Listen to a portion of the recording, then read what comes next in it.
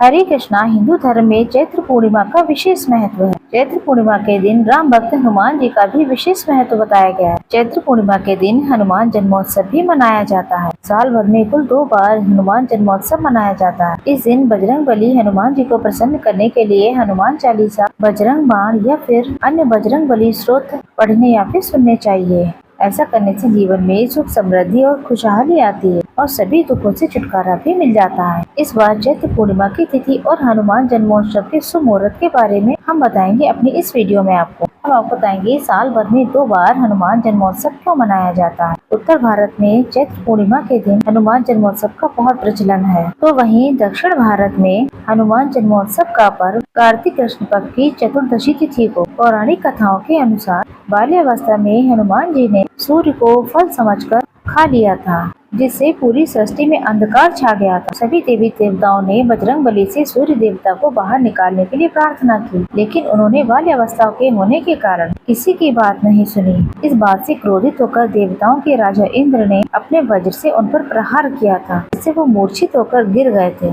इसके बाद देवताओं के आग्रह पर ब्रह्मा जी ने बजरंगबली को नया जीवन दान दिया था। साथ ही साथ बहुत से वरदान भी दिए उन्हें। इंद्र ने बजरंगबली की थोड़ी अर्थात हनु पर वार किया था और नया जीवन मिलने के बाद ब्रह्मा जी ने बजरंगबली को हनुमान के नाम से विख्यात होने का आशीर्वाद दिया। इसलिए साल भर में 2 बार हनुमान जन्मोत्सव मनाया जाता है। एक बार उनकी जन्म को लेकर जन्मोत्सव मनाया जाता है, दूसरी बार हनुमान जन्मोत्सव इसलिए मनाया जाता है ब्रह्मा जी ने उन्हें उस दिन नया जीवन दिया था। इस बार साल 2025 में पूरे 57 साल के बाद विशेष संयोग हनुमान जन्मोत्सव चैत्र पूर्णिमा के दिन बन रहा है। इस बार पूर्णिमा तिथि प्रारंभ होगी 12 अप्रैल शनिवार को सुबह 3:22 पर और पूर्णिमा तिथि समाप्त होगी 13 अप्रैल रविवार सुबह 5:51 पर। यानी कि इस बार शनिवार के दिन पूरा दिन पूर्णिमा तिथि रहेगी। इसलिए उदय तिथि के अनुसार इस बार चैत्र पूर्णिमा हनुमान जन्मोत्सव 12 अप्रैल दिन शनिवार को होगा। इसी दिन स्नान, दान और व्रत की पूर्णिमा रहेगी। श्री सत्यनारायण व्रत भी इसी दिन रखा जाएगा।